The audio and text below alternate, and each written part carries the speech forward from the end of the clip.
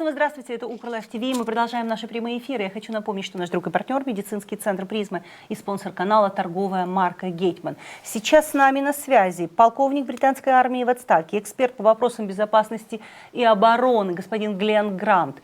Он будет говорить с нами на английском языке, поэтому я попросила своего коллегу Сергея Алушкина, он будет сегодня переводить то, что будет говорить Глен Грант прямо для вас в прямом эфире.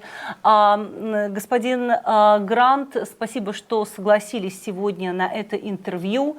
Как бы вы сейчас прокомментировали, что происходит вокруг Украины? Ожидаете ли вы, что ближайшими днями действительно может начаться широкомасштабное наступление России?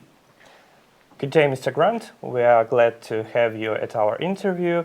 Can you comment somehow the situation behind Ukrainian borders? Is there any possible full-scale assault of Russia towards Ukraine? So how do you see it from Britain? Well, it's obvious that Putin is spending a huge amount of money on bringing tens of thousands of troops to the Ukrainian border. Это очевидно, что Путин тратит большие деньги на то, чтобы перенести десятки тысяч военных на границы Украины. He is not doing that for nothing. Он это делает не просто так. He cannot go home without getting something from either Ukraine or from the West. Он не может просто вернуться домой, не получив ничего ни от Украины, ни от Запада. But I think we must also remember that Ukraine is just a step in his plan, which is to destroy the Western world order. Мы должны понимать, что Украина — это всего лишь шаг Путина для того, чтобы уничтожить западный миропорядок. And capturing Ukraine would be an embarrassment for the West and for America. Захват Украины будет позором для Запада и США и. But we should also remember that he has already achieved one objective, which is to capture Belarus and now make it as part of the Russian Federation. Мы должны понимать, что он уже добился одной из своей цели, которая заключается в захвате Беларуси и присоединении ее к Российской Федерации. And because of the threats against Ukraine, there has been no complaint from the West as he did that. И безотносительно Украины не было никаких упреков со стороны Запада по поводу этого захвата. So he can put one big tick in the box already. Так что он может поставить галочку в своем списке дел. But everybody wants to know if Russia is going to invade Ukraine. И сейчас всем интересно, будет ли вторгаться Россия в Украину. And I think that the answer is that they can. И я думаю, что ответ — они могут. But nobody is sure whether they will. Но никто не уверен, будут ли они. And if they do, how much that they will invade, and with what ambitions Putin has got for any ground invasion. И если они будут, то никто не знает, насколько глубоким будет вторжение и какие амбиции есть у Путина по тому, какой будет масштаб этого вторжения. Господин Грант, сегодня появилась интересная информация, что украинский посол в Великобритании сказал, что Украина может отказаться от членства в НАТО для того, чтобы остановить войну. Today we have a curious information that Ukrainian embassy in Britain said that Ukraine can refuse to join NATO in order to stop escalation. How do you think, is it possible scenario for Ukraine or for Western world to accept such statements? It's an extremely dangerous statement to make. Это очень опасное заявление было сделано. Because it's a statement that is saying that we are willing to accept Finlandization of Ukraine. Потому что это означает, что мы готовы принять финляндизацию Украины. Because if you start giving concessions like that to Putin, then he knows he is winning and he will come back for more. Потому что если вы начнете делать такие уступки Путину, он поймет, что вы уступаете и придет за большим.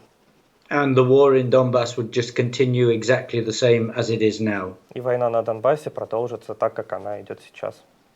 until he comes back again. До тех пор, пока он не вернется снова.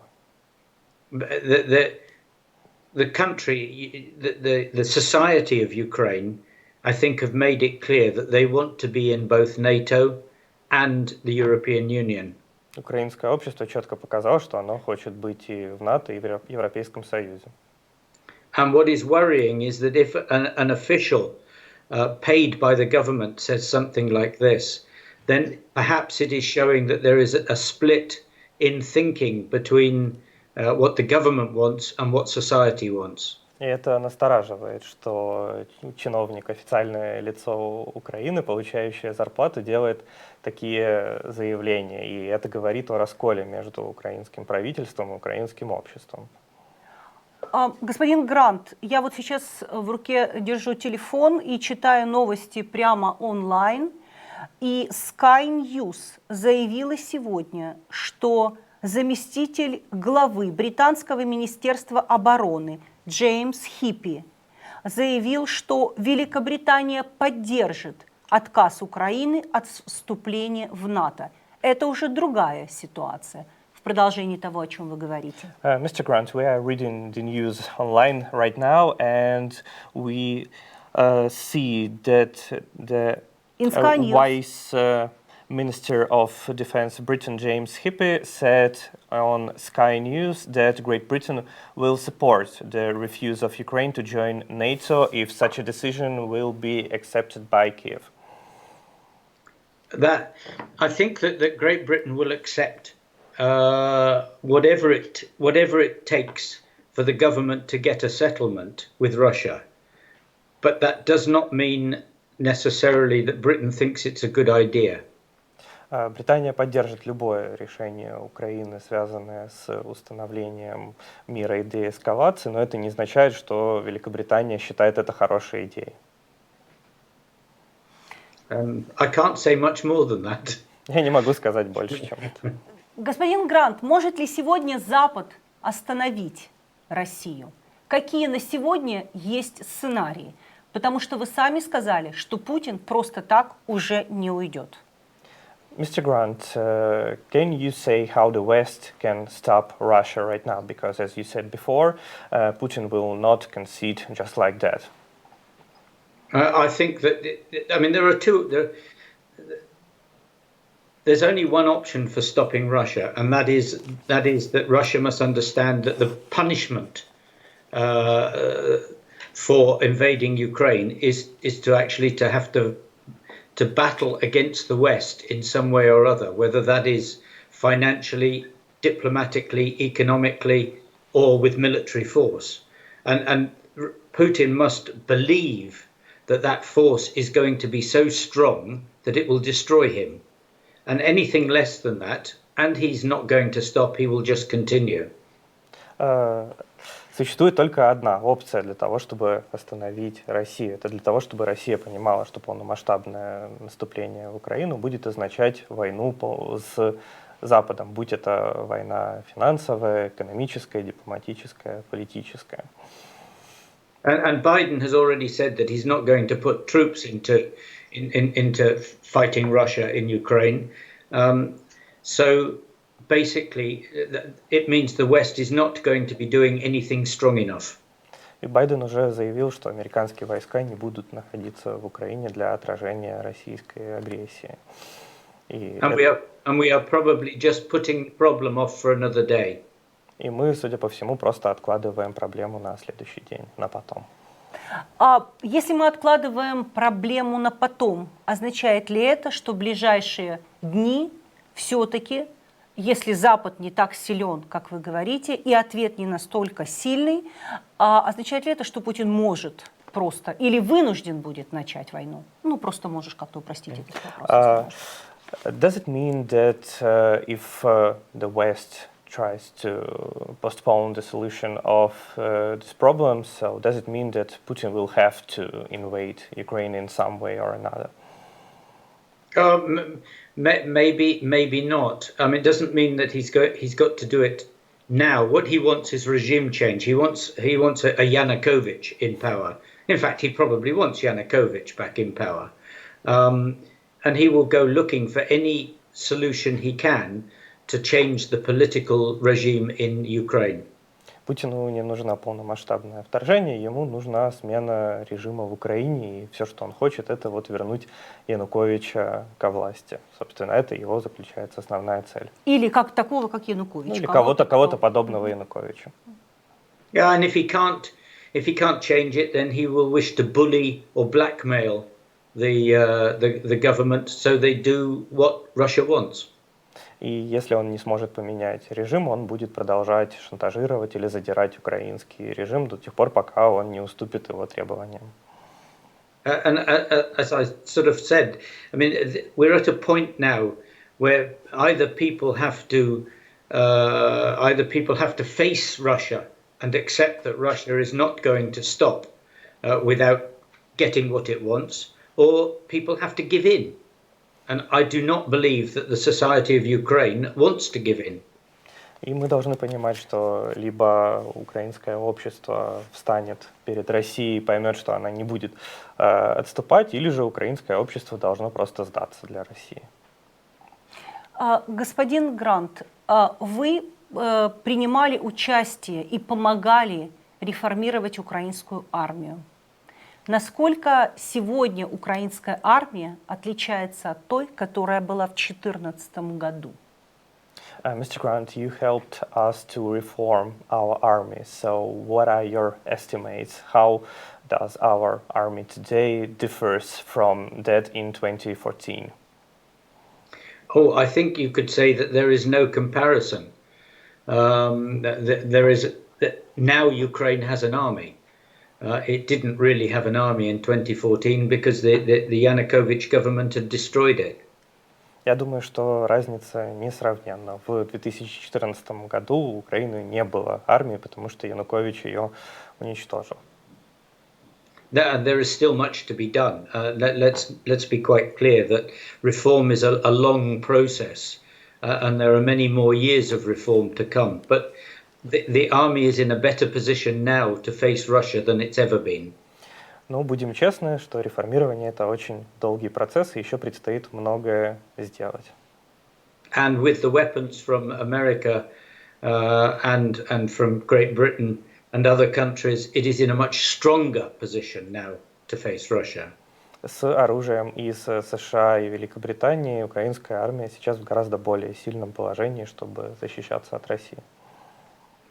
Насколько модернизирована и современна сегодня российская армия? How modern is the Russian army today? It's a lot more modern than I think people understand, because they've been pouring large amounts of money into the system. Российская армия гораздо более модернизированная, чем много кажется, потому что Россия тратит много денег на реформирование армии. They have been buying a lot of new equipment and they have been developing modern technologies in all sorts of areas. Они покупают много нового снаряжения и развивают технологии в разных областях. And they have been training and training and training and testing and training. И они проводят много учений, тренировок, тестов и так далее. Yeah, and this puts them into a good position, you could say, technically. The big question is, what is the morale and the desire to die in the Russian army? И чисто технически это дает им определенное преимущество, но остается вопрос, какое мораль и какое желание умирать в российской армии. And I think you can look at this in different ways. That, for example, the troops that have come from Siberia will be much harder in their way of fighting than the troops that have been living close to the NATO borders.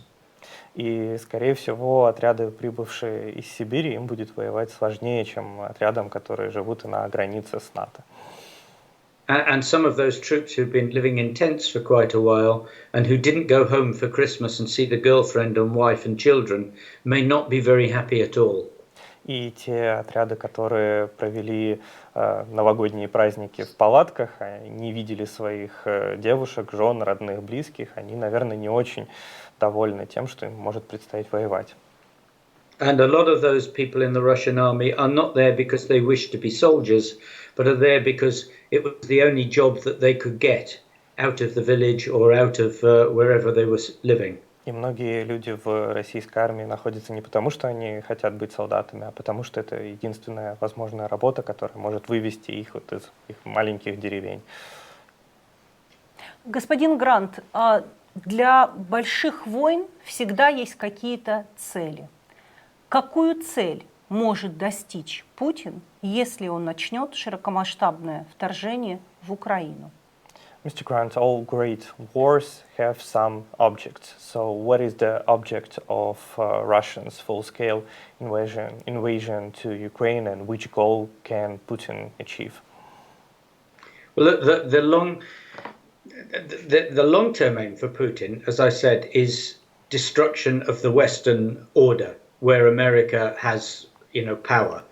That is what he wants first and foremost. Более всего, Путин хочет уничтожить единство Запада и западный миропорядок.